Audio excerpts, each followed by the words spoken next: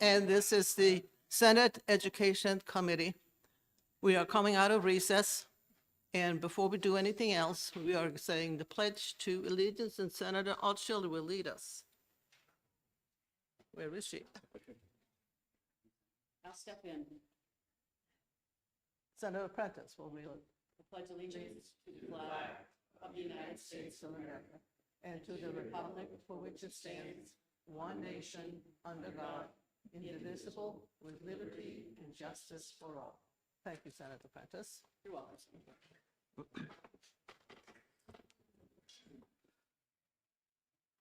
So we didn't finish House Bill 1792 last Tuesday, so we're finishing up the people who signed up. And we will start with Katie Adams. Katie Adams, yes.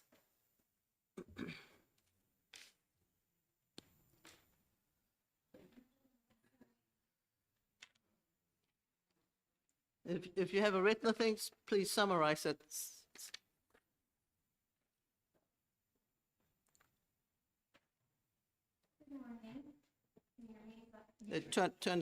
Push the button.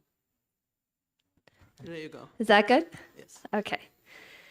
Good morning, honorable members of the Senate Education Committee.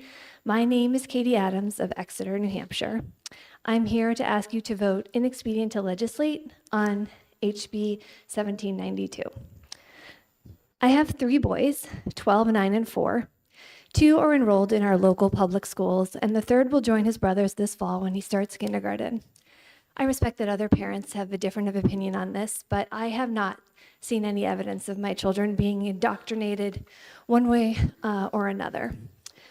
I've seen for myself that public school teachers are facing the daunting prospect of educating a generation of children who, by all accounts, have more mental health challenges than any generation before it. Providing students the extra support they need, alongside the education they deserve, is already more than a full-time job. I believe this bill would make their job much more difficult. Not only is it claiming to solve a problem that does not exist in New Hampshire public schools, and putting aside the fact that it replaces one set of purported ideologies with another, it is also impossible to interpret in terms of practical application. This bill names a specific set of topics and requires teachers to only either criticize or ignore them. This is a clear and drastic overreach of the state into the classroom. But then it also states that, quote, education should cultivate a neutral or patriotic disposition. What is a neutral disposition exactly? How is neutrality cultivated? On top of which, this bill allows any student, parent, or employee to report a teacher they believe is into the Board of Education, and schools and districts can be sued. Teachers are then left with one small and frankly bizarre set of specific things they may not say, a broad and vague category of other things that might also be in violation, and a rigorous system of reporting and punishment. How will we attract the best and brightest to teach here under these conditions? How will we retain the many wonderful teachers we have already? And how will these teachers maintain the endurance and sense of purpose they need to educate New Hampshire's children, yours and mine? Are you almost finished? Yes. Okay. When they are afraid to say anything lest it be deemed in violation. Let's let teachers teach and local government guide and support them. Please vote inexpedient to legislate. Thank you. I will not be taking Thank you. Wait questions. a minute. Any questions from committee Well- members? Madam Chair, she said she won't take questions. She's not taking questions? Okay, Okay. fine. Thank you very much. Should I turn this off? Leave it? Okay. The next one is Scott Files.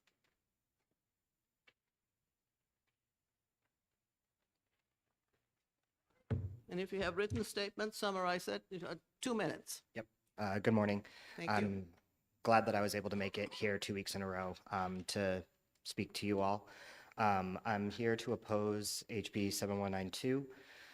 Just as a concerned citizen and a former public school student, I don't have any children of my own, but that doesn't mean I don't value the Department of Education and the good work it does.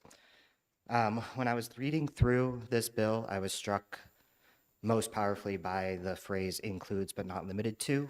That seems like it leaves a lot of interpretation as to which topics and subjects might eventually become also too political or too liberal or eventually described as left-wing indoctrination, and also seems to be like a blank check for adding those things to future legislation. As scary as that is, I see that most powerfully affecting the teachers who are currently employed or who are considering employment in New Hampshire. Sorry, I was running late, so I'm out of breath as well. It's hard enough to be a teacher. It doesn't pay very much. You already face discipline issues, struggles within the schools themselves, but adding a level of like fear of civil action just for expressing opinions or trying to teach your subject seems like it'll be pushing teachers out of the state, which is certainly not something we need in New Hampshire. I was lucky to have experienced wonderful public education, and I hope that New Hampshire students are able to get that same access. And on the flip side, the fiscal side, New Hampshire has passed censorship laws like this before that have been overturned, and it doesn't seem like a great use of our taxpayer dollars to pass another bill That like takes, this. oh, your time is up. Yep. Questions from the committee members? Thank you. Seeing none, thank you very much. Thank you very much. David Trumbull.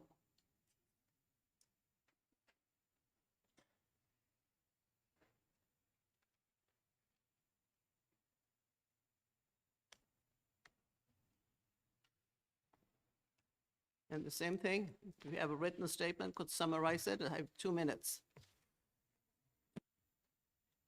Thank you, Madam Chair and committee members. My name is David Trumbull from the town of Ware, and I oppose this bill.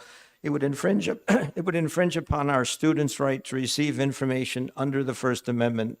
The U.S. Supreme Court, in the case of Board of Education versus PICO, said the First Amendment applies to students because it's important to help them prepare for active and effective participation in the pluralistic and often contentious society in which they will soon be adult members. Our teachers are trained in these content matters, and we should trust them to do their job. As for the rights of parents, if a parent objects, they can opt out of a lesson, they can talk to the teacher, they can talk to a principal, and eventually the school board. But we should not allow one parent's subjection to deny the First Amendment rights to an entire classroom of students. A few examples to illustrate. First is vagueness. We know from the prior case in the federal court that when a law is vague, there will be a chilling effect, that teachers will self-censor to avoid running afoul of the law. So for example, a current events class in discussing discrimination, we know that thousands of people have been illegally detained. U.S. citizens have been illegally detained. What is the quote-unquote shared national value? Is it that everybody's entitled to due process, or is it that the detention was correct? Another example would be LGBTQ rights. The bill says on page 2, line 27, that LGBTQ sexuality as ethical or normative. Remember, same-sex marriage is a constitutional right in the United States, plus a law in New Hampshire. How can it not be normative if it's a constitutional right? It's guaranteed discrimination. A third example would be disregard for our nation's history. And page 1, lines 15 and 16, it says, framing society through lenses of inherent oppression. We know about the history of slavery. We know that black people served in World War II but came home and could not access the Bill of Rights. They were not allowed to move into white neighborhoods. The result today is that there is a wealth gap between white families and black families of 7-1. The Brookings Institution says that it's a growing disparity. So what's a teacher to do? It's not just what happened in the past, it's still having effect today. If a teacher brings that up, are they breaking the law? There's no way that a good teacher will know if they're breaking this law or not breaking the law. Thank you. Thank you very much. Did you have any written statements you wanted us to I have? gave it to Do the you have it? gentleman. Okay, thank you. Thank you, Senator Ward. Yep.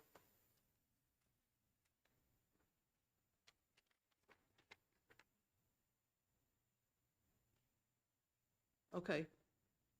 Almay, Tebra, I'm going to mess it up. Anybody recognize the name? Do you have a different? That one? Yep. Amy Teravecchia? No? Amy Teravecchio? Recognize the name? Okay.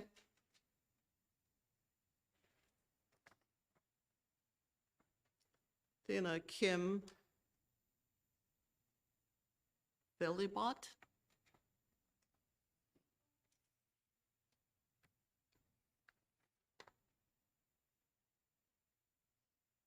Looks like Tina Kim Philibot. Okay. Deborah House.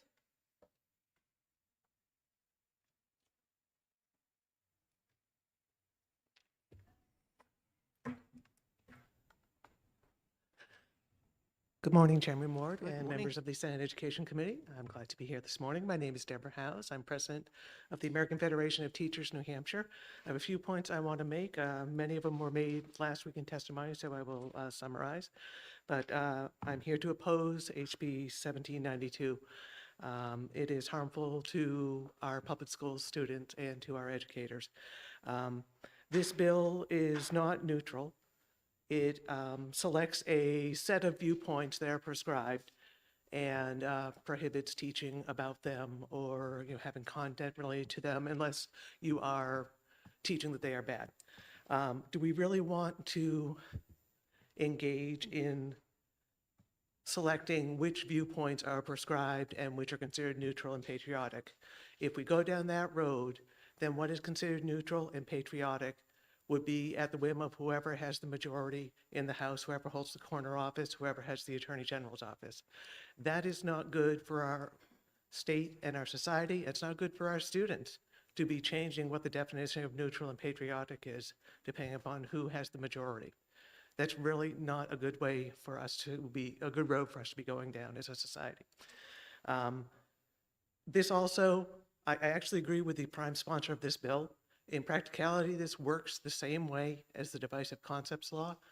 It bans a whole list of things that actually are not being taught, but it does not let you know in the classroom exactly which material, lesson, or comment is going to be connected to this list. So that becomes a subjective decision when someone says, oh, that book is connected to this particular thinker, or that comment is connected to this philosophy. As a teacher, you do not go through and say, oh, this reading in the reading book has its roots in this political science theory that I never studied. Yeah, but this basal reader that I have has a connection. So you don't know. So it has a chilling effect. And beyond that, we do have to teach all of our American history. We do have to teach things such as the Tulsa Race Massacre, which is a real event in American history. And you can't teach it without talking about what happened, the effects of it, and why so few people were brought to justice over it. You can't call that a closed chapter without exploring it. It's a disservice to our students if you don't. We urge you to find this inexpedient to legislate because it does a disservice to our students and to our teachers, and also to our state.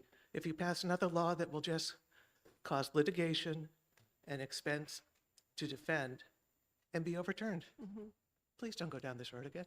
Thank you. Thank And you. I do have Any- written testimony that I'll. Okay, any questions? Yes. I have a Senator question. Prentice? Yes, thank you. And thank you, Ms. House, for being here today. So, and thank you for connecting. When we're talking about public education, we're talking about students at the core, and we're talking about teachers. So the 2023 study committee that looked at why we had a shortage of teachers, because in my lifetime, we didn't have shortages of teachers. There were teachers who were trying to get jobs, and now we're on the flip side of this. It cites in that, in the recommendations that there is a culture, there is tension in the classroom because teachers are worried about where they're worried about how they, they're worried about their jobs. They're worried about trying to teach with vagueness and a lack of clarity. Do you, in your role as representing teachers, that again, connecting to public education and students, see this as a problem? What's been your sense or your experience since the Divisive Concepts Law passed and looking at this as tagging on to that? Definitely, there are teachers who might have advised like their own children or their relatives previous to the current climate. They might have advised them, yes, teaching is a wonderful job. If you care about students, if you care about giving back to your community, they might have advised them to pursue it as a career, even though it's not the most financially rewarding career you can get into. There are other benefits that balance out for that. You're building your community.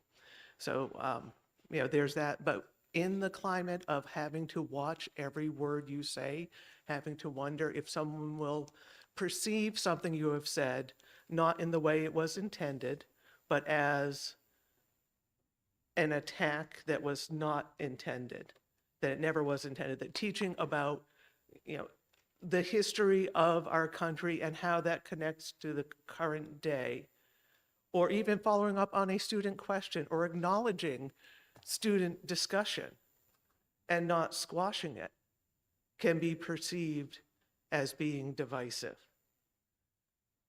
We have to encourage our students to explore and follow information as well.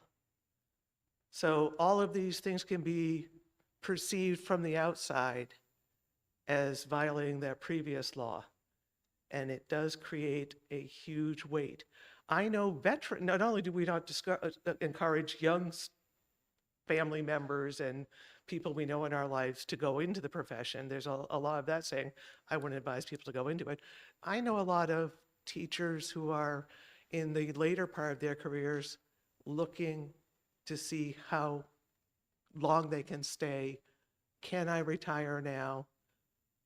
A lot of veteran teachers who have put years into it and have done a great work are trying to figure out how much longer they can last. How soon can they retire? Even if it's going to be a financial hit to them, because they're that concerned about the toxic atmosphere and the attacks on them from policymakers. They're tired. Thank you. Any more questions? Senator Altshuler. Thank you, Madam Chair, and thank you, Ms. House, for taking my question today in your testimony.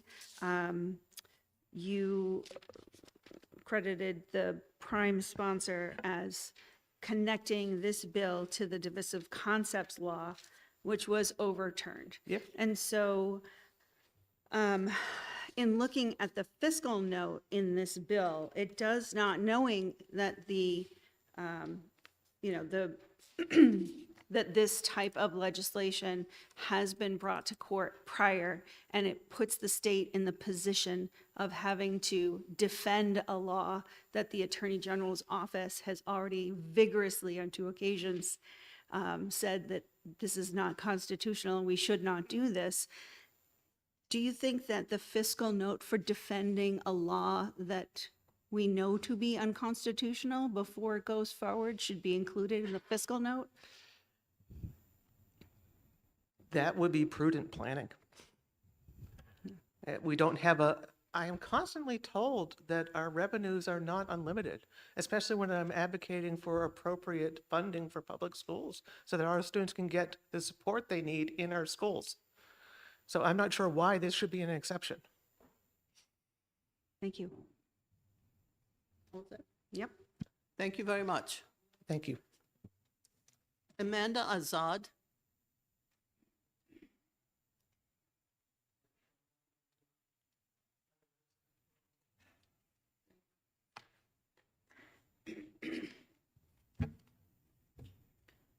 Welcome. Good morning. I'm Amanda Azad. I'm the policy director at the ACLU of New Hampshire. I am not going to repeat a lot of what has already been said today and previously.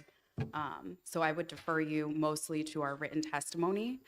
I will just again emphasize that while we all in this room might very much disagree on a great deal many things, I would hope that we would all agree when it comes to laws that they need to clearly outline for a person reasonably what is allowed and what is not allowed.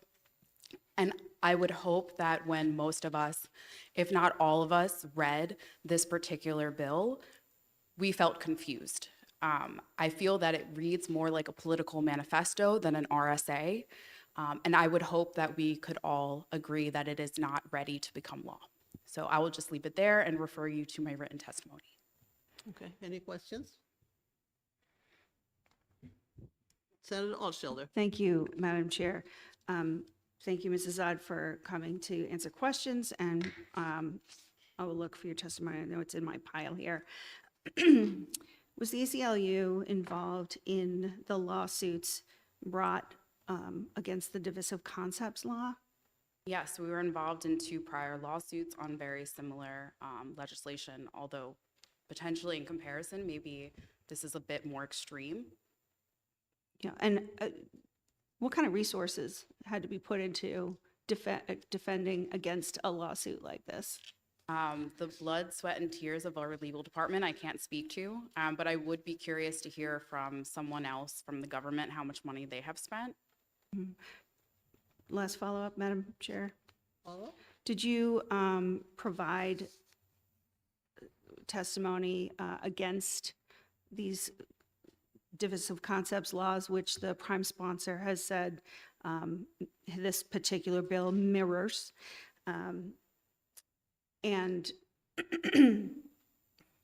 will you be going forward if we have to, hopefully we won't have to, but if we have to defend against another law that the Attorney General's office has vigorously said, please don't do this? Will you be there to assist? Sure. So for the latter part, I can't speak to what we're going to litigate in the future, but we would certainly have to consider it. And previously, I'm quite sure we testified on both of those, although the second one was put in the budget, so I'm not sure if there was a public hearing such as this. Thank you. Thank you very much. Thanks for your time. Ryan Noble.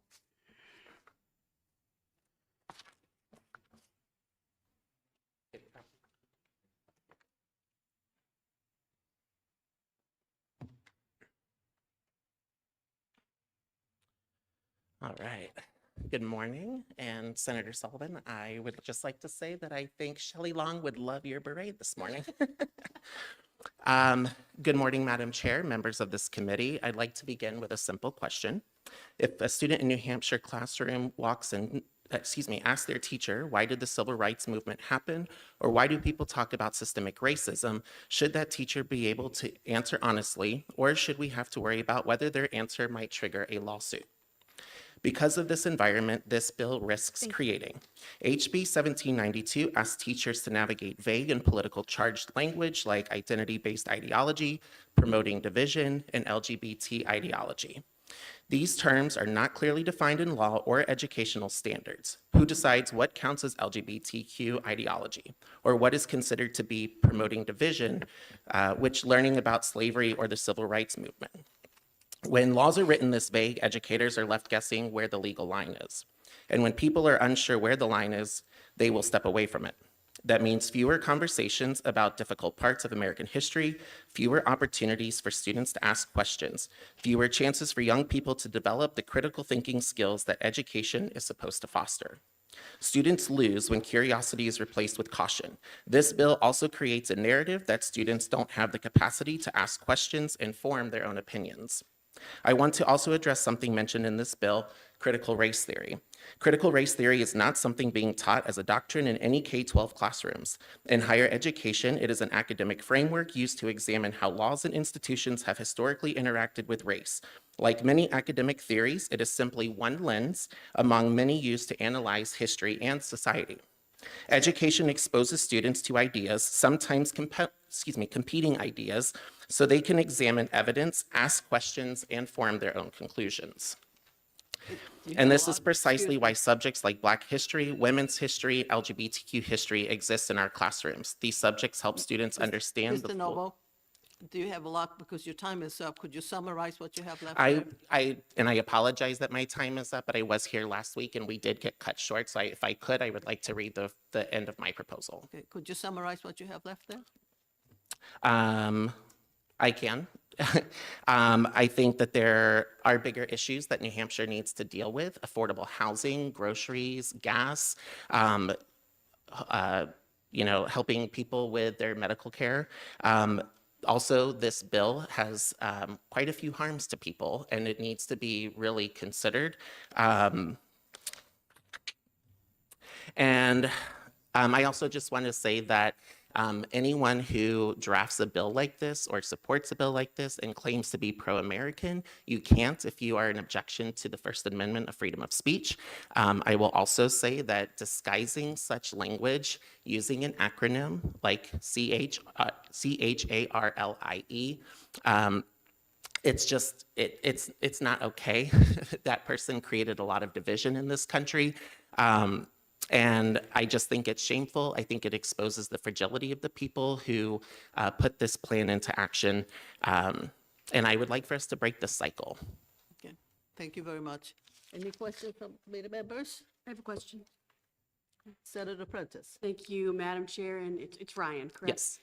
Thank you for coming forward this morning. So you already touched on this, but I just want to read from your written statement. So you offer a broader observation, or really observations. New Hampshire faces real challenges right now. Housing is increasingly unaffordable. Teacher pay in our state is nearly $5,000 below the national average, and families are struggling with rising costs. So is it your position that these are the real issues that New Hampshire is facing, not threats to indoctrination in the classroom as stated by the sponsor in legislation like this? 100%. Thank you. Any other questions? Thank you All right, very much. Thank you very much.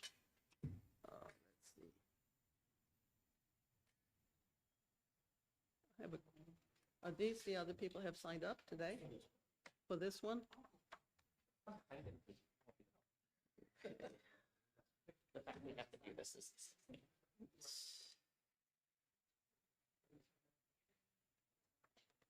Anne Marie Banfield, did you want to speak? On 1792?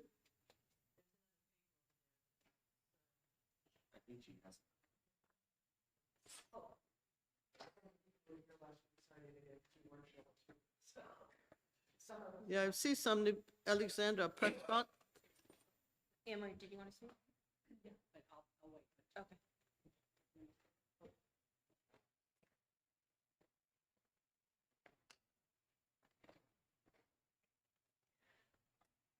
Hello, my name is Alexandra Prescott. I live in Raymond. I thank you for this chance to speak. I was not able to make it last week because I was in classes. I am the daughter of a teacher here in New Hampshire, and I wanted to sort of echo what other people have said about the damage that this could do to our teachers.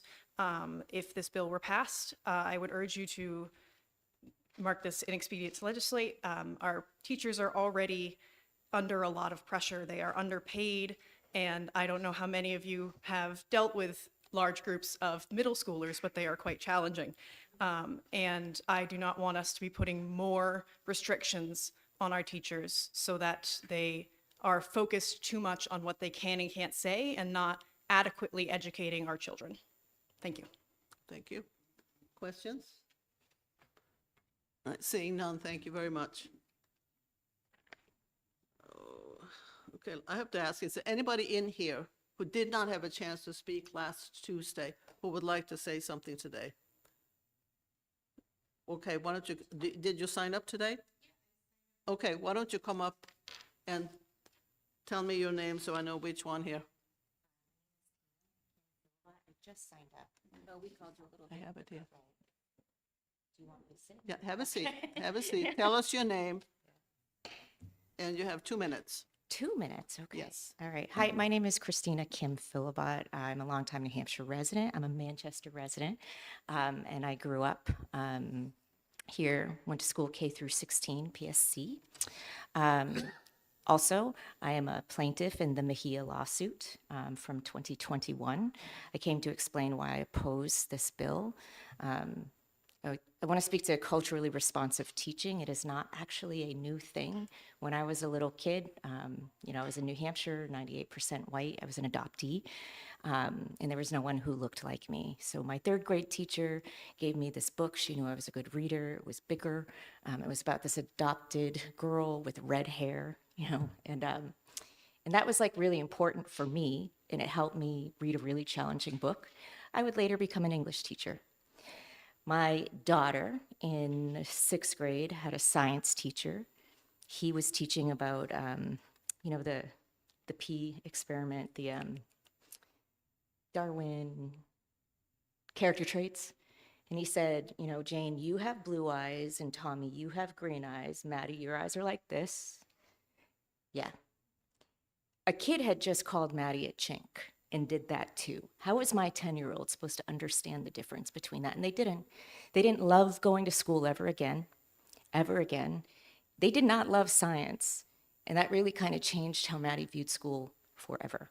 Maddie is now 23, still in college, still paying for it. And they're okay, but I mean, that was a big moment for them. I'm also a teacher. And like I said before, I'm a plaintiff in that lawsuit. And to be a teacher, to teach culturally responsively, to teach in a community-sustaining way is to say, I care about you and I see you. And it's to say that, my teacher knew that I was adopted, that I had a family who loved me and wanted to try to connect with me. That is what culturally sustaining, culturally responsive teaching is. Last time I was here, Senator Prentice was speaking to teacher recruitment. When I was in Manchester, I was the chief equity officer, the first one there. And we got report from teacher certification programs. Nancy, 2 minutes are up. 30% of teachers, the program was going to graduate 30% less teachers that year. That was 2023. 30% less teachers were going into the field. We have teacher shortages in supportive special education, in math, in science. If that continues, we will not have teachers to work with the kids who need it most. Okay, thank you very much. Any questions from the committee members? Seeing none, thank you. Thank you. Doris O'Hansi?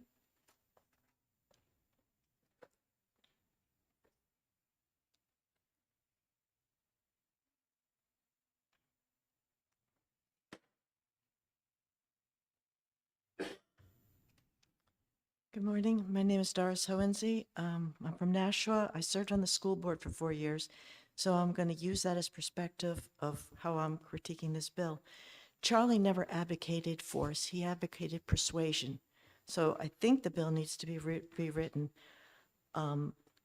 There's the problem of ideological infiltration is systemic. The teacher certification courses push all the latest education programs in ideology, including those prohibited in this bill. Districts are required to elect certified teachers.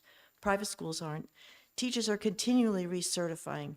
The textbooks that we get, Robert Maxwell, the same Maxwell's father, owns several of the largest ones, and McGraw-Hill, Macmillan, and Glencoe. It's hard to find a good textbook that isn't infiltrated with a lot of these ideologies that you're trying to prohibit. Our superintendents attend monthly meetings in Concord where the commissioner updates them on the latest things. The superintendent brings it back to the school board, which is supposed to be in charge. We didn't get any notification. We just got a hearing on social emotional learning, which is behavior modification. The governor wanted Choose Love. It was sold to our board by a mother of somebody who died in Sandy Hook. She said this would remove negative feelings and thoughts, which would reduce the violent outbreak of teenagers that they experienced at Sandy Hook. We were told that our natural survival instinct, even as a child, is to constantly look at the horizon and look for danger. This creates a continual stream of negative thoughts, which must be eradicated. So who decided that? A survival instinct developed over hundreds of years must be eliminated. So the young kids can't talk to their peers. Their comments might go back to the teachers. They have a negative thought. It undermines their whole relationships with their friends. I asked the commissioner for a technical advisory on this program since parents couldn't opt out. So SEL is interwoven in the entire curriculum. This is the main vehicle for bringing in a lot of this stuff. And districts never obtain informed written consent from parents as required by law. So we violate 2 state laws, and we have this. Okay, could you summarize the rest Yeah, of it? I never got my advisory. So I don't think parents need to complain. I think they need to leave the district. We shouldn't be forced to fund something that's objectionable to us, and we shouldn't force teachers to revise their heads. They have a right to teach what they believe in. We have a right to support what we believe in. I don't believe in knocking things down. I believe in building communities. And I think this bill is good, but I think it needs to be rewritten with that in mind, that we're building something, not just knocking things down. Thank you very much. Any questions? The committee members? Seeing none, thank you. Elizabeth Brown?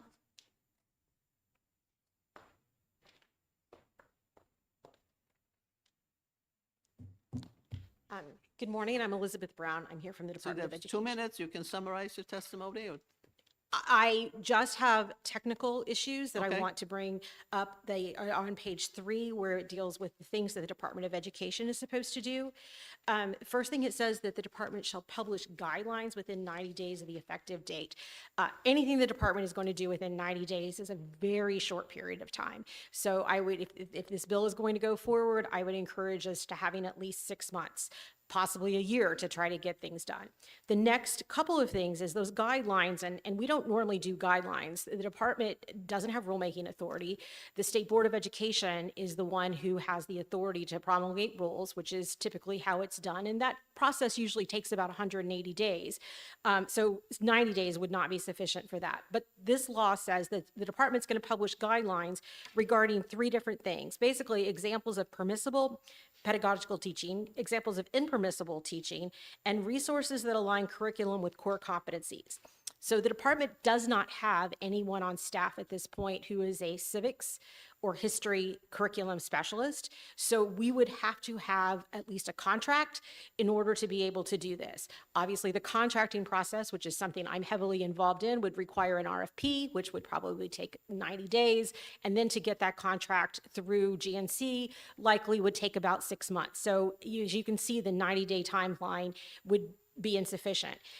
It appears that we did not provide a fiscal impact statement, but there certainly would be, since we do not have staff, nor do we have funding to, for that staff at this, or for a contract at this point. So it's just things that I want to make sure that you all are aware of. We don't have anyone at the department right now who would be able to provide this policy work and be able to give resources to the schools to align curriculum.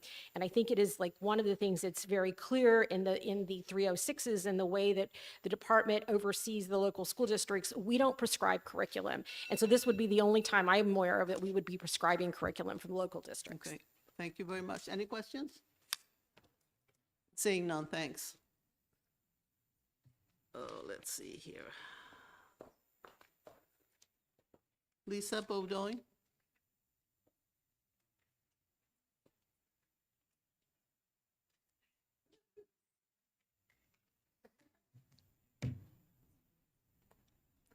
Two minutes, or summarize if you have a big, long testimony.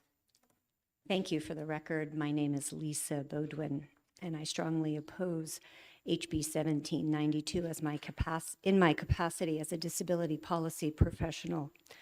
This ridiculous piece of legislation on its face undermines the cost savings for New Hampshire and the United States associated with the liberation of people with disabilities.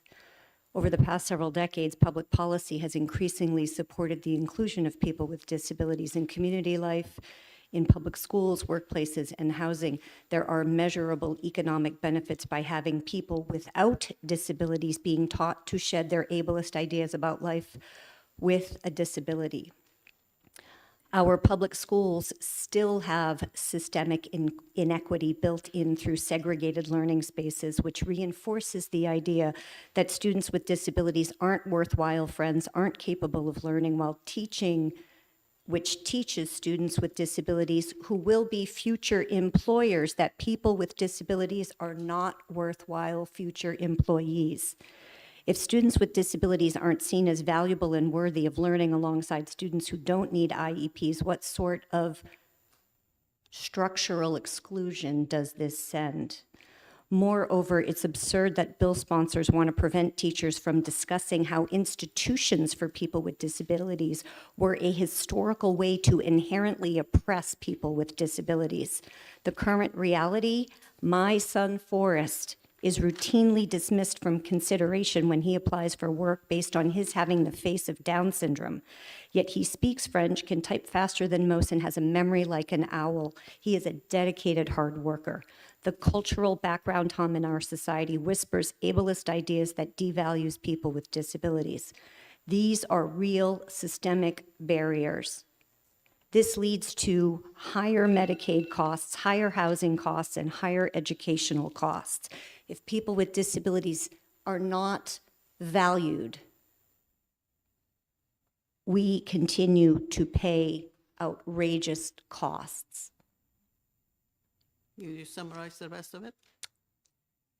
Or are you done? I will summarize.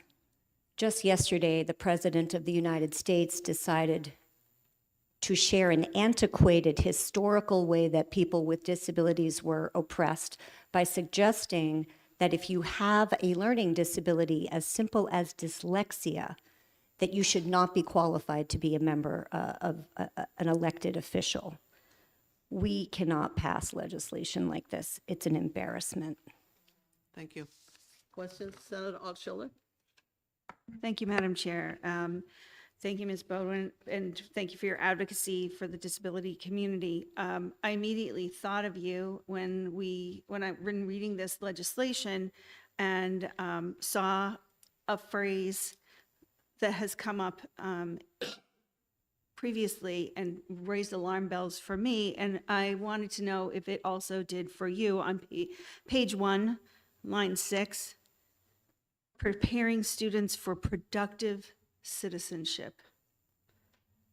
What has that historically meant? And how has that affected the disability community when we don't define what productive When we don't define what citizenship means? productive means, people with significant disabilities are seen to be at the bottom of the hierarchy of human worth and not being, they are dehumanized when we have subjective ideas around what productive is. I will also add that when students with disabilities are included in general education classrooms, all students, regardless of disability status, have higher social, emotional, as well as academic outcomes. Inclusive education has conclusively determined that everyone benefits, and there is not a single research study that indicates that segregated learning spaces are to the advantage of any student. Thank you. Thank you very much. Okay, is there anybody else here who signed up and I missed it? That'd like to say something?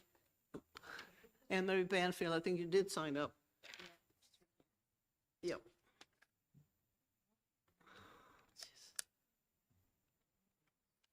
Okay.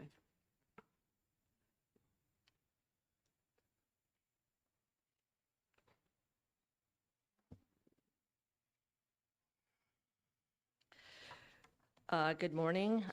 You can follow along if you would like. I will try to summarize it, though, as best I can. I think, first of all, I do support the idea of this bill. New Hampshire law already recognizes that we put limits on teachers. If you look at RSA 191:1, it states that no teacher shall advocate for communism. So we do put some barriers up when it comes to teachers, and teachers do not have free speech in the classroom, as the courts have ruled. They are under contract. So what I did, because I think the sponsor explained why he supported this bill, is I wanted to give you some examples, because it looks like you're looking for examples of where we're finding this in the school. So I'm kind of surprised maybe some of these people aren't aware of this, but like in SAU 16, Exeter, and some other schools, they purchased a book as part of a $20,000 grant, and the book was called This book is anti-racist. It was for middle schoolers. And in the book, the author puts individuals into two separate categories, one basically being the oppressor, one being the oppressed. So if you are probably in that oppressed category, that's pretty devaluing. That devalues the individual. And who's in that oppressed is described as white, upper middle class, cisgender. These are considered the dominant culture, the oppressors. Male, educated, athletic, things like that. The subordinate culture would be Black, brown, indigenous, people of color, LGBTQ individuals. So either you're in one box or you're in the other if you read this book, and that's how you walk away with that advocating for that viewpoint. The Anti-Defamation League describes anti-racist as anti-white. The Castle-aligned curriculum in Merrimack, for instance, for social emotional learning, uses what's called second step. Oh, I have That's your many time. more to go through. But I explain how all of these examples are in our public schools from different schools. Two Revolutions is in SAU 16.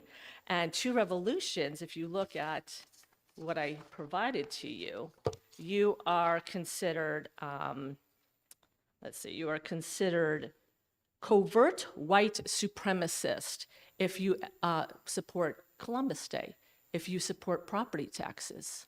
Well, guess what? Everybody, I guess, in the state who supports property taxes is considered a covert white supremacist. And the example I give you at the top, you will see how this was publicly posted by a teacher who says, I'm getting this printed huge for my classroom. I have tried to explain this, and here it is. So this is something she wanted to hang in her classroom about who's a covert white supremacist and then who is an overt supremacist. So this is part of your, we have that in your. You have that handout in there, here. yes, Okay. you do have that in there. We'll- And We'll read it. yeah, and in Hopkinton, for instance, they had junior honors class read the book Stamped by an anti-racist. And so everything in that book, and he's not a historian, but it goes through historical things, but it's one viewpoint, I guess, is what we're getting at. There's not neutrality in some of these things. There are examples. I even have more than what I included in there. So I would encourage you to go through there and read Okay, those. we will. Thank you very much. Any questions? Senator Sullivan. Thank you, Madam Chair. Thank you for taking my question. Thank you for bringing this forward too, because we've heard over and over again that this isn't actually happening in the schools. Although as I have parents that come to me with issues like this all the time.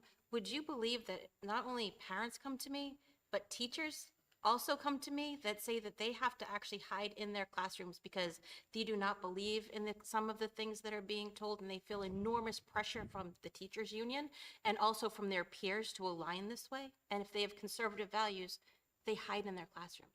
Yes, and so if you look at what I have here, I do get information from parents, but I get information from teachers too, because I don't have access to what's going on in some of these schools. And I will have teachers respond or reach out to me and share that. And then I normally go and I file a right to know request just to make sure that what I'm getting is accurate. But some of these things in here were brought to me by teachers who don't want to make it obvious to what's going on in their school, what they've been required to participate. In SAU 21, where I live, I went to the superintendent because they were going to bring in a political organization to talk to the teachers. And I said, okay, if you're bringing that organization in, can you offer up some other viewpoints? And the answer was no. We're going to bring in one viewpoint for those teachers. And they told me, no, we couldn't bring in any other viewpoints. So teachers are leaving, I would acknowledge that, but they're not leaving right now because of this, because this is not in law. But parents are leaving. SAU 16 parents left a few years ago, and they opened up their own charter school because of what I'm presenting to you in this testimony. They left the school system and opened up another school. So if we're concerned about people leaving the school district and taking state money away from maybe that school district, well, they're leaving because of this. And there is absolute proof of that when you go and talk to the people out at Seacoast Classical Academy, because those are the people that started that school up.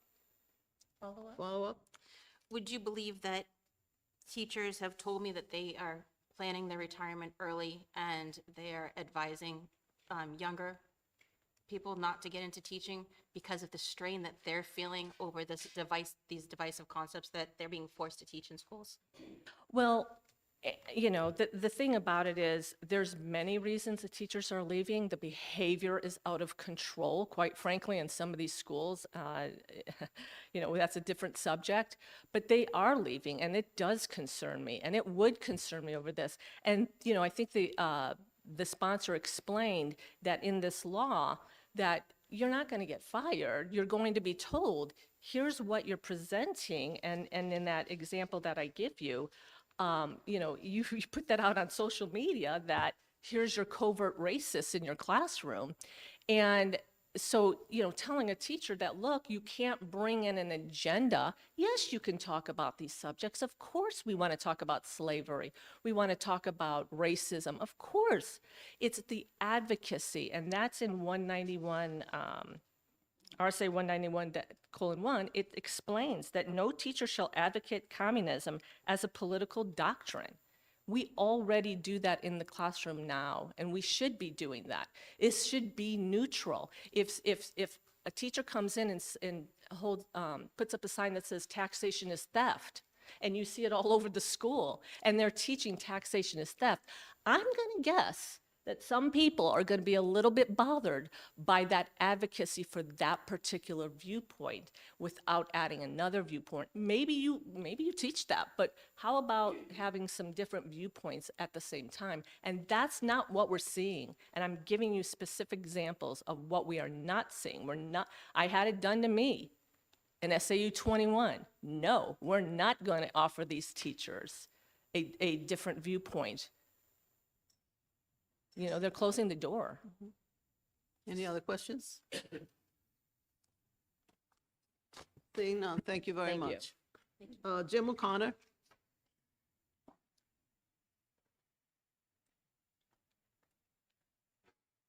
Thank you, Madam Chair. It's Jim O'Connell, and I'm a school board member from the City of Manchester. I thank you for the time this morning. First of all, happy St. Patrick's Day to everybody. I'll be brief. I just don't recognize what that this as a real issue, frankly, and it disturbs me that this issue is given the amount of emphasis that it's been given the fact, the reality of where we are in our state with regard to education. I represent 12,000 children in the city of Manchester who are busy in school today, and they're in learning environments where there are teachers working very hard to deal with the practical and real things that the real world has to deal with. When I read the language of this bill, I'm reminded, or I think about the fact, I look at the part of the bill that talks about the various, item third, right? Certain pedagogical practices and practices derived from Hegelian or Marxist dialectical analysis, Paul Freire's critical theory, et cetera, et cetera, et cetera. I think the plain-spoken people of New Hampshire don't speak in those terms, don't recognize those terms. It doesn't resonate with people. The men and women who are putting bread and butter on the table, feeding their kids, sending their children to school every day, the teachers who are trying to teach them and to keep them safe. This is not the world they live in. That sort of political speak belongs in a different place. It doesn't sound like New Hampshire to me. It doesn't resonate New Hampshire. This is ideological. Frankly, I think it's crazy. I have to say the fact that there's no fiscal impact on this bill, it's clear, and we've heard from the Attorney General's office that there would be. We heard from the Education Department a while ago that there would be, so we can pretend that there's no fiscal impact, but there is a fiscal impact.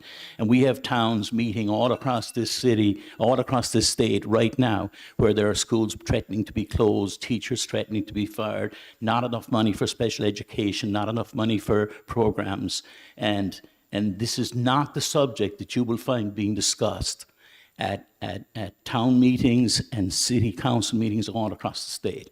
And if the people of the state aren't talking about it, and if it's not a concern to them, I know, with great respect, Madam Chair, I think it indicates clearly that this is not something that is of great concern to the people of the state of New Hampshire. And frankly, given my experience, I would suggest to you that the reason why it isn't is because it doesn't exist.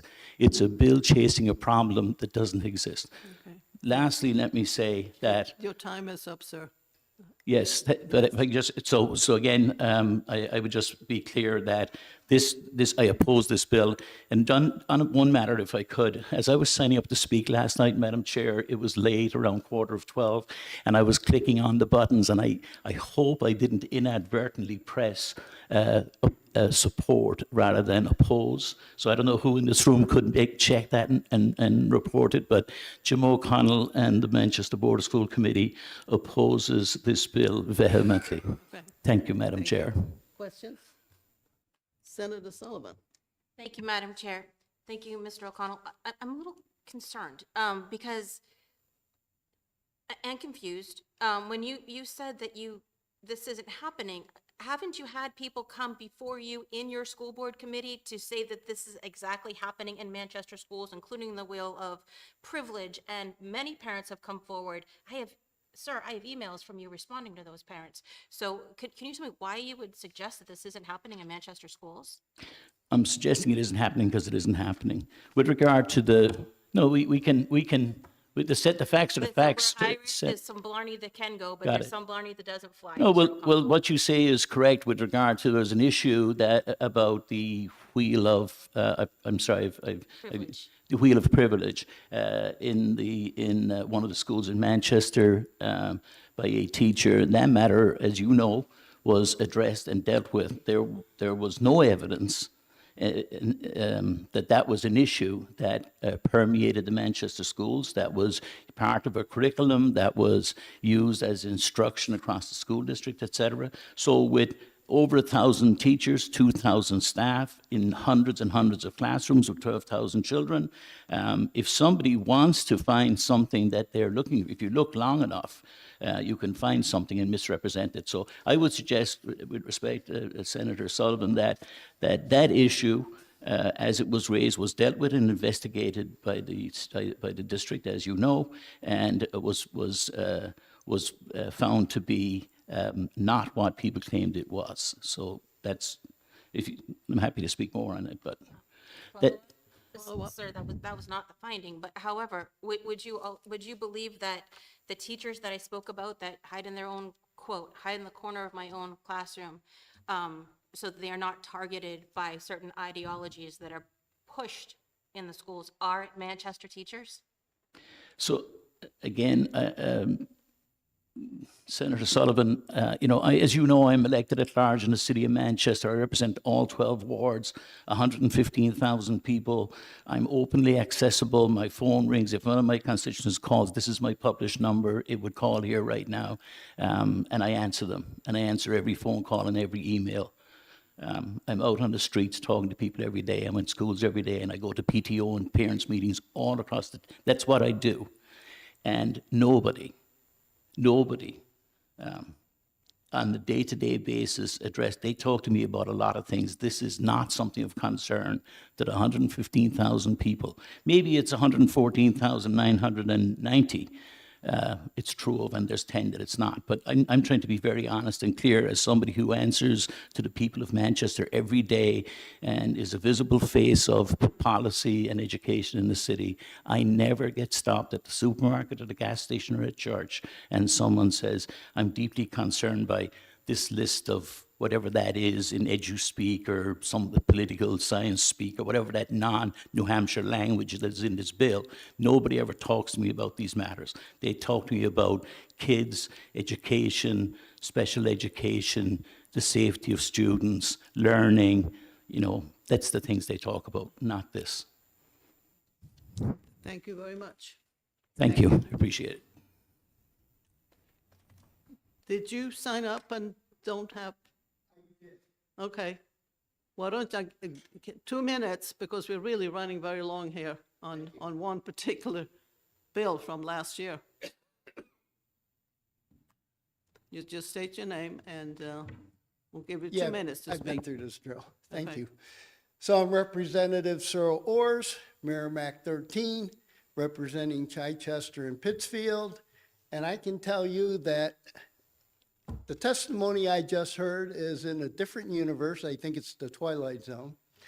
Having had parents barking at me about what is being taught in Chichester and Pittsfield that is LGBT and the rest of the alphabet, and the soup, and the DEI, it's disgusting. And the pornography books, this has to stop. As a former corporate executive who went into teaching after I retired, I taught in a public community college, and I taught in a private Christian school. And I've never seen anything like it. That was 10 years ago. I've never seen anything like what's going on in our schools today. And anybody that says this isn't happening, and I've heard it here just recently today, they are in a different universe. And it's amazing that they can speak out of both sides of there. I won't even go that far. I think that'll wrap it up for me. I think I'm under my 2 minutes. Can I reclaim my time for the future? Thank you did very very much. well. Anybody has a question? I'm I sorry. guess not. You're free. Thank You're you. free. Okay, one last time. Is there anybody here who wants to speak on this particular bill? I don't see anyone. Great. This finishes the hearing on House Bill 1792.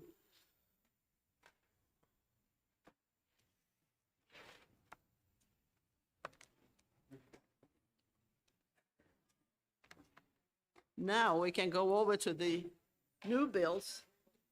House Bill 10, can't even read this thing here, 99? 1099. And the prime sponsor is Representative Hill. Madam Chair. Would it be all right if I sped things up for you by bringing Liz Brown up with me? Say that again? Can I speed things up a little bit and bring Liz Yes, Brown? yes. DOE with me? Yes. And actually, I will give you 3 minutes. 1.5 each? Whatever. Good morning, Senators. For the record, I am Representative Greg Hill, covering the town of Northfield, which is in the Winnisquam School District. I should let you know that I was given this situation the day before our filing period ended. So I submitted a bill purely as a cautionary exercise, never thinking that I would be sitting here today talking about this bill. I thought that there would be some kind of solution that would come forth, and I would be able to tell you, or actually tell the House committee that we don't need this bill. But as we got involved with it from the interim period, it turns out that this is a much more complicated situation than even what the title of the bill indicates. So it was able to be voted out of the Education Funding Committee 18-0, which is kind of unusual in this given circumstance. What I should tell you is that the situation was brought to me by the chair of the Winnisquam School District, who was wondering how, and I believe you have his testimony as well. He was wondering how reimbursement would occur when DCYF room and boards children at a private institution in town, Spalding Youth Center, which we're all familiar with, and some of those children that DCYF places at Spalding aren't there for special ed services that Spalding provides. And Spalding just sends those children to Winnisquam School District. And Winnisquam is seeing an increased number of students, and they're wondering how they get reimbursed for that circumstance. And it turns out there isn't a process for reimbursement. And so that's primarily the concern that we have. And in bringing this to both the department and the attorneys, it seems like it's mushroomed. It's into the DCYF and DOE language not speaking the same, and so I think it would be best if I let the attorney explain from her standpoint what the issues are. Hi, good morning. Again, Elizabeth Brown for the record, from the Department of Education. So we have been having conversations as the department, along with DHHS, DCYF, regarding sort of 3 different areas of education funding and where we overlap. Those conversations are still ongoing because there are special education issues, there are regular education issues, and a lot of this was discussed at the House hearing, and these things overlap. So DHHS is placing kids for a couple of different reasons, sometimes by court order, sometimes by episode of treatment. Some of the kids are being placed, especially the issue that's at Spalding. These are regular education kids who are now going to the local public school. They are have a right under current case law to attend the school where Spalding is located. But as we're seeing in that district, that is causing an impact on the local taxpayers and the local school. And so they were asking, is this the way it's supposed to be? And the question that I answered was, in digging into the case law, the court about 20 years ago dealt with this question and said, yes, this is the student has a right to attend the school in the resident where the group home is. And the court even said at that point in time, we recognize that this is a hardship to the local district, but if the legislature wants to change that, it'll be up to the legislature to determine how that is going to be funded. So that is sort of the task, I think, for this committee, is to determine what needs to be funded at what level and how, or whether or not the current regime needs to last. But that is this is one of the big questions that the impetus is here. The other, I think, looking at this, and the more I dig into this, and the case law also says that the legislation around children who were placed by DCYF and the educational and their assignments to education, both for regular education and for special education, is considered to be a regulatory thicket. And I think it's really true. I mean, provisions don't align very well. Terms are not defined very clearly. For example, court-ordered placement isn't defined in the law. And it's unclear sometimes if, like, a court-ordered placement is only when the court says this child is going to go to that residential placement, or whether or not a court-ordered placement is anytime DCYF has jurisdiction over the child and has the ability to place the child. We have an interpretation of that. I believe that's the consistent interpretation, but sometimes kids are being moved multiple times before the school district that was supposed to be joined when the child was originally placed is aware that the child is moved. So this is a complicated issue, and conversations are still ongoing between the department and DCYF in trying to make sure that we understand that we're talking the same language and that we're have a consistent approach. But we recognize that this is a real impact on local districts, and I think that digging into this a little bit further in a study would be absolutely appropriate and allow us to have additional time to figure out if there's a statutory remedy in the next season. I'll add one last thing, just to complicate this further. Winnisquam is a cooperative district, so this business that is accepting the students is in one of the 3 towns that comprises Winnisquam School District. So the question then is whether this becomes a situation where, with the apportionment of those, does it just fall on the single town where the students are physically living, or is it the district? So it also, I should point out, is not just specific to this issue with Spalding and Winnisquam, and Spalding is here as well, just so you know. This apparently is also true in Plymouth, and I think there's also a situation in the Seacoast. So it's just not a one-off system. It is something that we need to look at to fix a little bit more deeply. Questions? Senator Altshuler. Thank you, Madam Chair. Thank you for taking my question. So in the context of this bill, the studying of the private for-profit or nonprofit business is referencing Spalding. Is that correct? I'm just trying to weed through this. Yeah, I would caution you to take, as I said, I filed this legislation the day before our ending date. At the time, I was under the impression that Spalding had both a for-profit and a nonprofit arm. That proves it not to be true. But I'm not sure if it is true in the other towns or the other areas that I mentioned. Really, what we just need to do is dig into it, I think, a little further in terms of the commission, and I wouldn't get too caught up on the language of what we're trying to actually study. I would fall onto the any other matters that's language that's in that bill to flesh it out completely.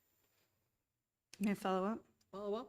So if I understand correctly, what you're seeking to do with this committee is to study reimbursement rates to public school districts for special education services administered outside of the school. Is that correct? Well, so I'll speak to this. I think it's not just special education services. It could be regular education services because, so the students that this came to you on were students who were placed at Spalding for residential placement, but were going to school during the day at the public school. They did not have an IEP. So the concern, this is regular education costs, was what was causing stress to that particular district. Because if you look at it, so for special education, just make sure everybody's on the same page. You have to think about a student who, if this student was a night student here at Spalding, but attended school in the public school district and had an IEP, the way that child's education would be paid for is the local district where the child is attending would be absorbing the cost of regular education, and that child's resident district, wherever that child came from, would be responsible for the cost of special education. That is the only piece that is currently in law, is the special education piece. But the regular education piece is also a fiscal impact. May I follow up? Follow up? So what you're telling me and what I'm seeing here don't jive. Would you be open to helping craft an amendment that better reflects what it actually is you're trying to do? I know I'm very uncomfortable with like figured out later legislation. It's now, figured out now. So yeah, it seems like in order to get it to reflect accurately, we're looking for an amendment. Yeah. Sure. Yeah. Sure. Okay. Do you have one? Do you have any?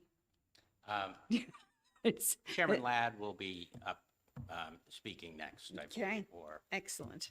Excellent. Thank you. Yep. Any other questions? Seeing none, thank you very much. Thank you. Enjoy your day. Representative Ladd.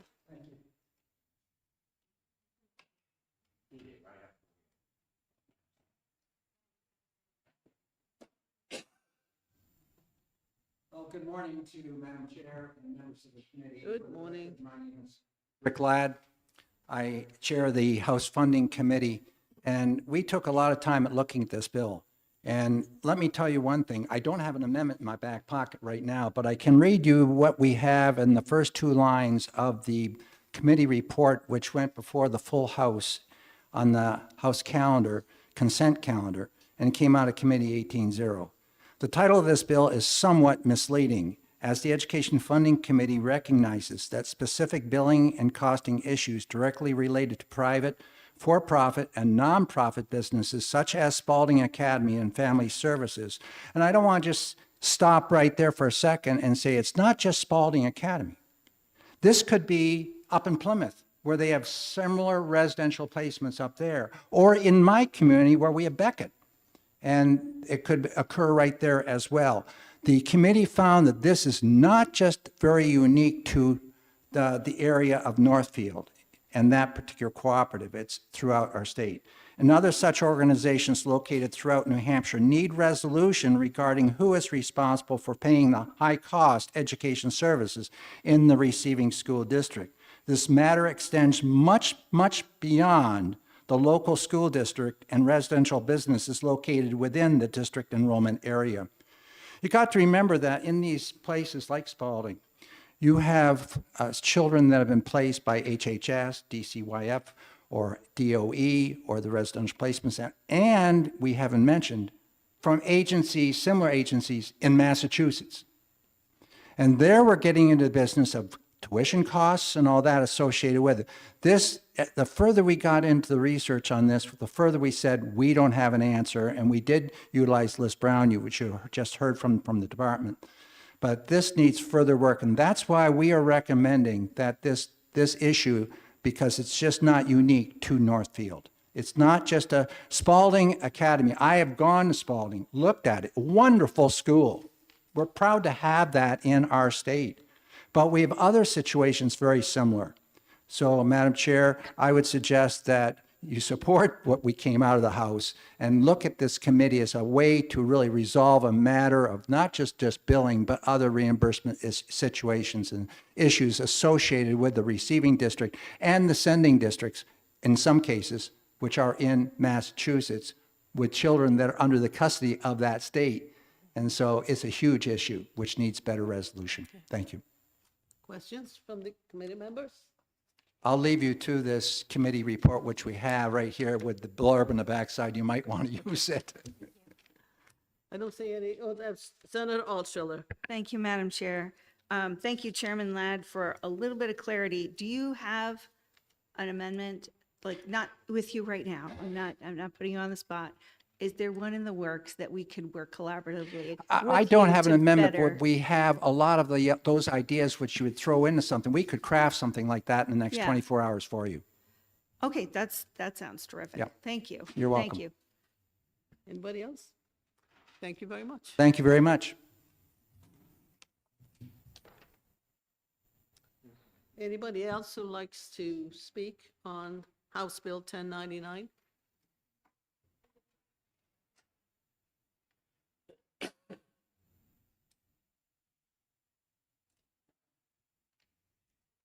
Good morning. Thank you, Senator Ward. I wasn't planning on testifying. For the record, my name is Karen Rosenberg. I'm the policy director at the Disability Rights Center. So back in the early 2000s, my office was involved. I'm not testifying like in favor or opposed to this bill. I just want to give you a little bit of information and context.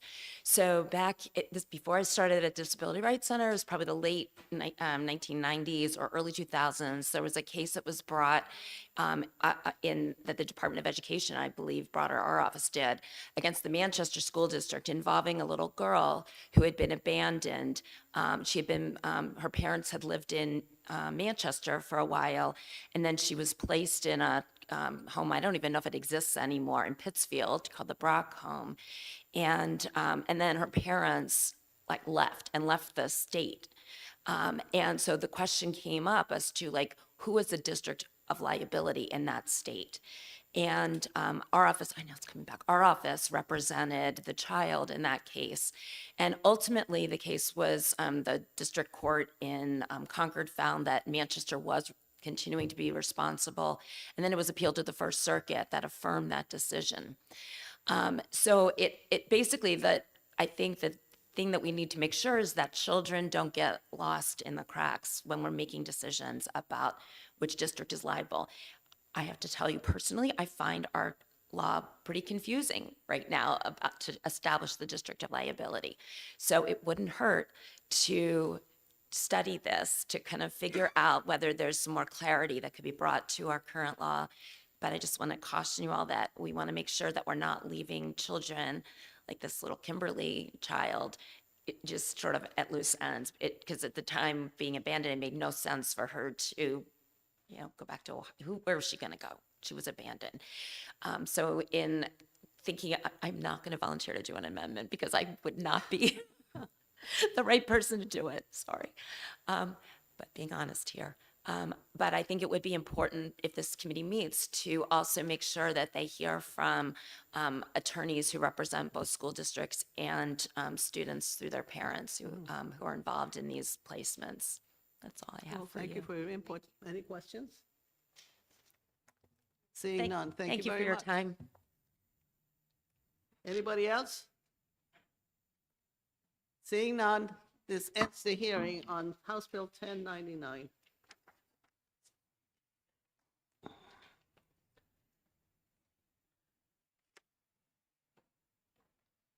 The next one is House Bill 1514. And the prime sponsor, you're like opening up a package here, is Representative Damon.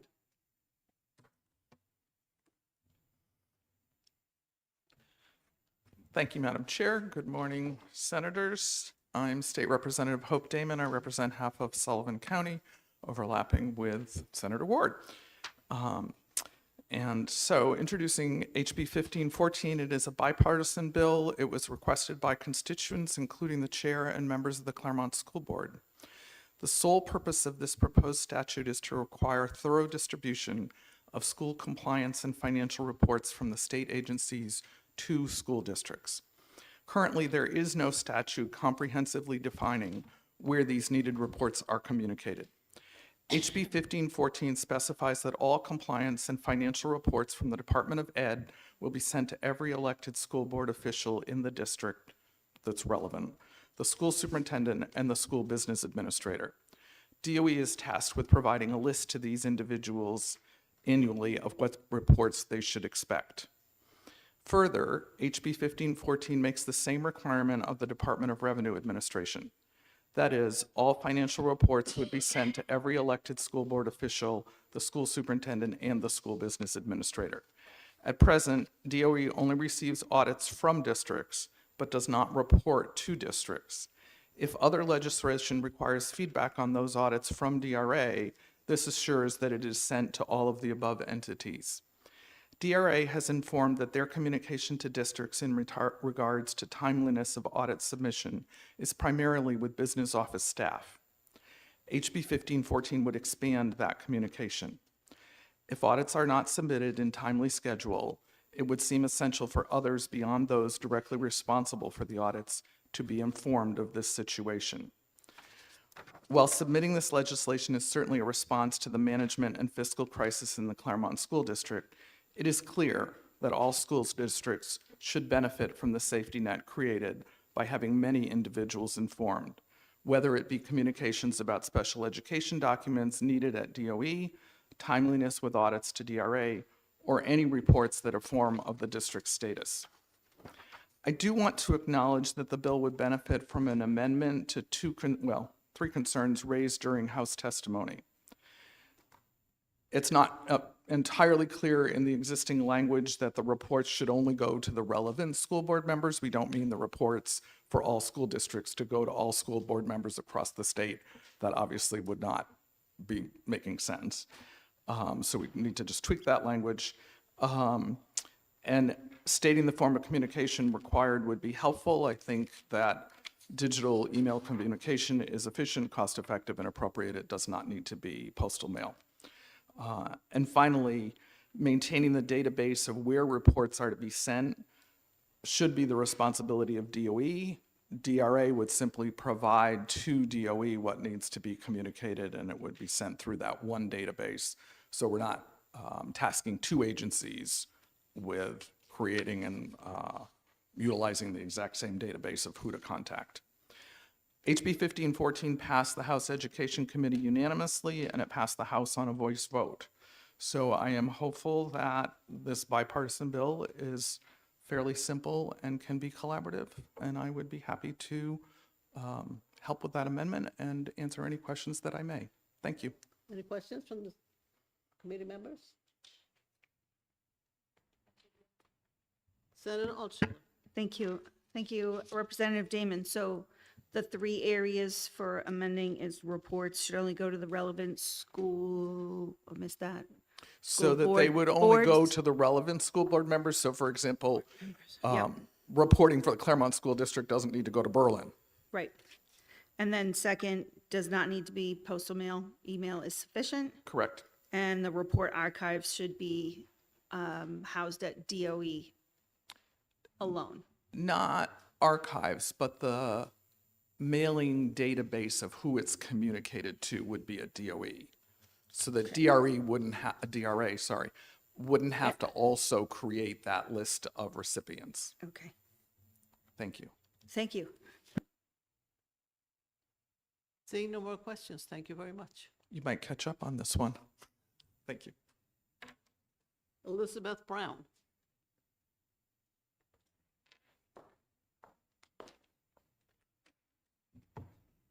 Again, for the record, Elizabeth Brown from the Department of Education. So I'm here just for the purpose of making sure that we have clarity on line 4 regarding what compliance and financial reports are. Those are not defined. And I would very much like it if we could, if this bill was to pass, if we could define those. And I have a verbiage, not something that I drafted, but something that Mark Maganello drafted. So we probably are assured that this is better language than I would have come up with on the fly this morning. As the definition of a monitoring report would be any formal report authored by the Department of Education that identifies a compliance concern or deviation from industry standards and recommends the local education agency take corrective action. And I can get you that language later after this, but that language would make sure that the department is clear on when and what reports the legislature wants to be sent to the school board. No problem with doing it, just we want to be clear that there's no confusion and, you know, that we don't send some report and then all of a sudden it was like, no, we intended that to be incorporated in the compliance and financial reports. We just want to be clear on what you want sent. And that was the offering we had from the department. I think that is consistent with the purpose of the law, but it's up to you whether you adopt that or some other definition, but a definition would be exceptionally helpful on this one. Questions? Seeing none, thank you very much. Pardon? You didn't get it all? Thank you. Jennifer Ramsey and Bruce from the DRA.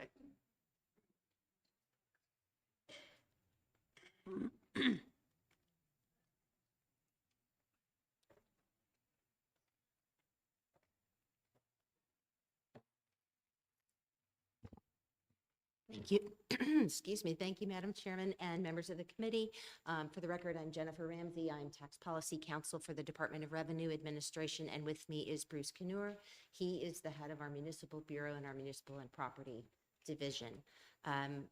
I wanted to thank Representative Damon for hearing our concerns that we expressed at the public hearing before the House. Most of what we said there, she has taken to heart and is planning to incorporate, I believe, in the amendment she just spoke about. I wanted to echo DOE's comment that a definition of what report would be appropriate to send would be helpful to us as well. And specifically, we do not currently generate any compliance reports with respect to school districts. So we would just suggest one additional language change to the bill, and that is that where it currently says that we annually send all school compliance reports, I would suggest that that be changed to say that we create and send a school district audit compliance report based on the public hearing. I believe that is what was intended, and so I would just request that that be incorporated into the bill so that we also know exactly what's expected of us. And I'm happy to answer any questions. Questions? Questions? No questions? Great, thank you.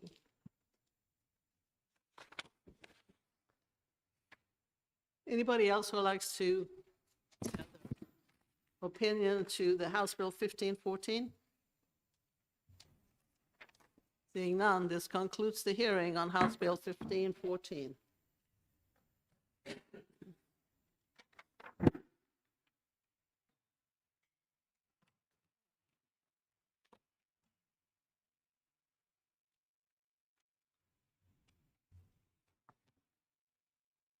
House Bill 1267.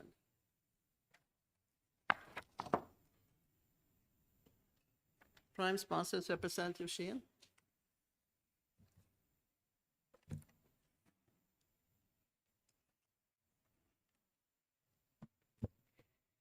Good morning, Madam Chair and members of the committee. My name is Representative Vanessa Sheehan. I represent Hillsborough District 43, the town of Milford. Last spring, a parent in my district contacted me about an incident that happened at the Milford Middle School.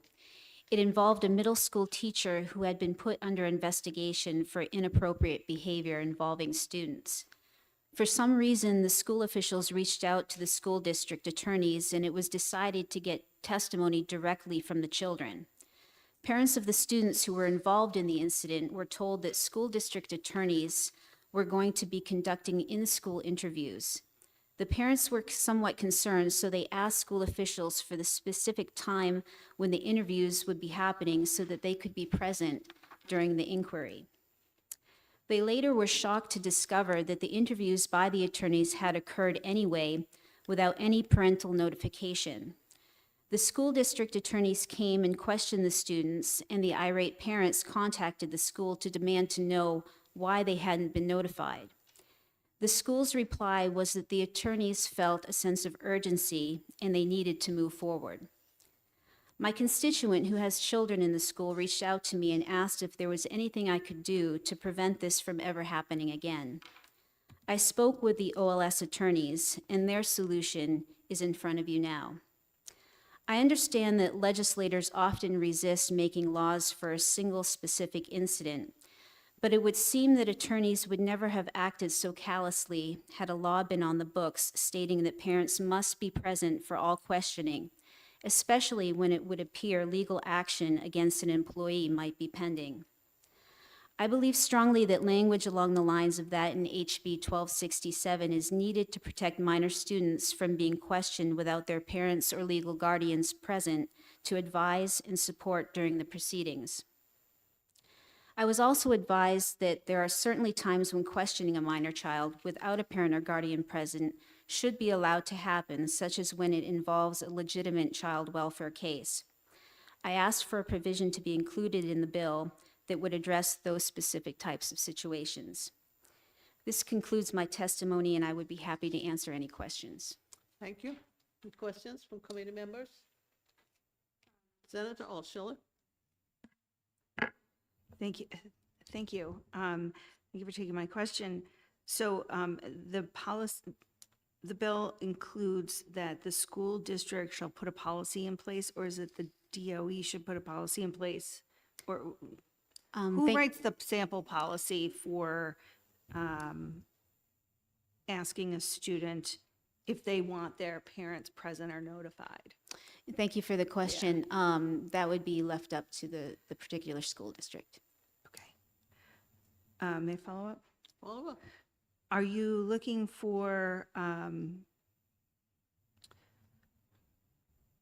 mean, sometimes there are sample policies that are, if your school board is struggling, here's a best practice that you can use as a template. Is there any suggestion that would be something available so that we don't tread in the spaces of being able to speak with children who might be in danger? Right, and there is a provision in the bill for Right. legitimate child welfare cases. Okay. Yeah, I'm just looking for templates so that everybody gets on the same page. Yeah, thank you. Anyone? Senator Prentice. Thank you, Chair Ward, and thank you for answering my question, bringing this legislation forward. So what I'm trying to understand is if notification, as you've outlined here, is not made, is there a, I'm trying to use a word that's not punitive, but what happens to the school district? Like, what is the ramification or the remedy, a school or school district, if this were not to happen, this notification were not to happen? I believe that that would be something taken to the Department of Education in a form of a complaint. Follow up? Follow up? So you believe it would, but we don't, you believe it would go to the Department of Education, but you're not sure. I'm not trying to be antagonistic. I just want to make sure your language is clear, because when you have something like this, there needs to be a remedy or a pathway for it. So if it's here, if it's sort of passed and go into law, what happens at the school level? Like, and what happens to that school if they don't do this? Well, I thank you for that question. I would hope that any school district would prevent that from ever happening. But I believe that if that were to happen, I believe that parents could take that to the Department of Education or even an attorney. Okay. Follow up? Thank you. Did you? Are you all set? Yeah, for now, Okay. yes. Senator Sullivan. Thank you very much. Thank you for taking my question. Doesn't line 18 address that? Nothing in this paragraph shall prevent personnel from the division, nope, it's up a little bit further. 16. Parents and guardians of minor students and adult students aggrieved by violations of this chapter may petition the Superior Court for declaratory and equitable relief. So Would that be yes, the course that of they'd action? be able to hire an attorney to take it to the court or the Department of Education, which the parents in my district who had this happen to them did take it to the Department of Education. Thank you. Any other questions? Follow-ups? Senator Prentice. Thank you. So, and I appreciate Senator Sullivan pointing this out. I know that's already there, but I'm just looking for, it seems like we might be skipping a step here if there isn't something local, you know, like a local complaint process, a local process before it makes itself into a courtroom. We've spent a lot of time talking about what might happen in courtrooms as it involves education today and the costs related to that. So I'm just looking for that pathway. It seems that there's a jump up, not any place in the middle. And you've talked about the Department of Education. It talks about Superior Court. What about at the school level? Well, in the example that that was behind bringing this legislation forward, I know the parents did call the particular SAU. I would be agreeable if there was an amendment saying the first step would be going to the local school board before taking it to a step higher. Okay, thank you. Did you have a follow-up? No, Okay. I did not, Senator Ward. Thank you very much. Thank you very much. Thank you. Anne Marie Banfield.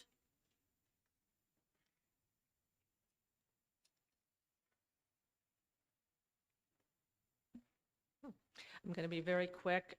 For the record, Anne Marie Banfield, parent advocate in New Hampshire, focused on excellence in education. I don't have anything prepared. I was actually not going to speak, but I just want to add a couple things. You know, in a situation like this, I can imagine that a child would be very uncomfortable, maybe even intimidated in this kind of a situation. And I think what parents can do is make it more comfortable for possibly that child to answer some of the questions. I even think about myself, if I was in the room, my child might be scared, like, oh my gosh, if I say something, something's going to happen to this teacher, he's going to come after me, or whatever the case may be. I think a parent in the room would be like, it's okay to tell them. It's okay to share that information. I think it's just common sense, good legislation. I think it needs to be spelled out in law, because there are times where federal laws go, I don't know if the appropriate word is ignored, when it comes to parental rights at the federal level, but sometimes either these schools are not aware or they're possibly ignoring federal law. So I think it's important to put it in state statute where it is in a policy where they understand what they are required to do. That's basically all I wanted to say on that. Okay, any questions? Seeing none, thank you very much. I don't have anybody else who signed up. Anybody in the audience likes to speak on this bill? Seeing none.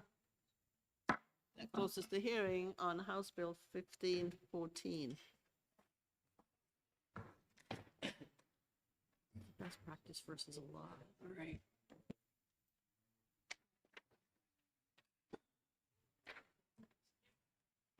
Senator, I mean, Representative Black is here. The committee had questions on Representative Black on this mapping bill. Oh, yeah, right, there's things. Now we have House Bill 1257. I'm sorry, it's a Senate bill.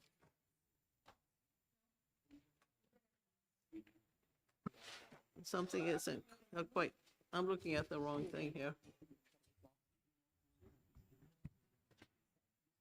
Where is my thing? House Bill 1503.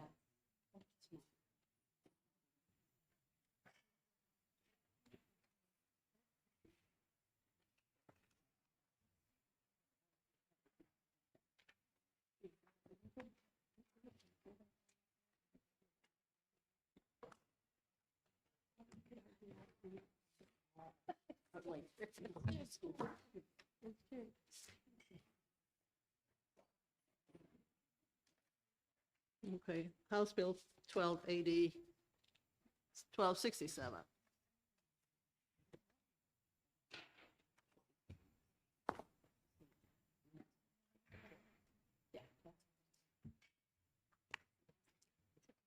Are we done? Yeah, we're all done. We're done. We're all done with it. That's because I've seen, I've been read too many things here. I didn't check it off, that's the problem. So other than today, we have also these ones. you Okay. could look at.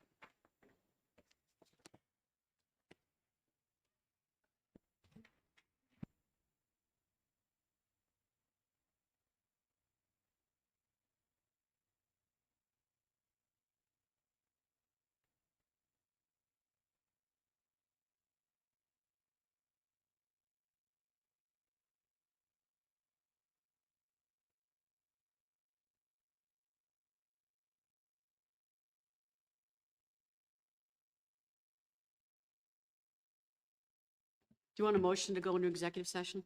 This concludes the public hearing on the bills. And I have a motion to go into executive session. Motion to go into executive session? Second. All those in favor of executive session? Aye. Aye. Aye, 1503.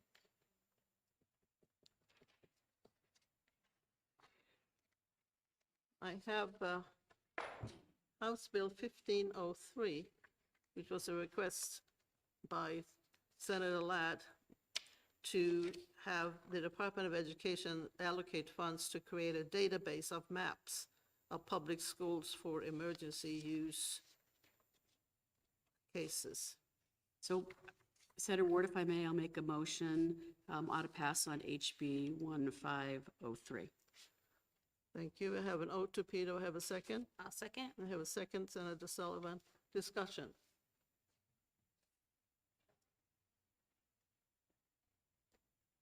There was thank you, Senator Ward. I make this motion because safety within our schools is a priority. Public safety has always been a priority for me. And we heard from the Department of Education and from the bill sponsor that this is necessary for coordination should there be a public safety event that puts children and teachers in a threatening situation. So emergency use cases as outlined here. So that's why I Okay. want to pass this bill. Thank you very much. Thank you. Any other further discussion? Are you ready to vote? I have an ought to pass with a second on House Bill 1503. And I have a motion. How many people are voting in ought to pass? Aye. 1, Aye. 2, 3. Senator Altshuler? That's 4-1. And Senator Abbas is absent today, with permission. Consent? Mhm. I said Senator Abbas is not here today. So 4-1. Or 4-0. 4-0. At a moment, Mike. You can put it on consent? Motion for consent. Second. All those in favor of consent? Aye. Aye, that's Consent 4-0. Okay. Senator Francis, you want to take it out? I'd be happy to take it out. Okay. Thank you, Chair Ward.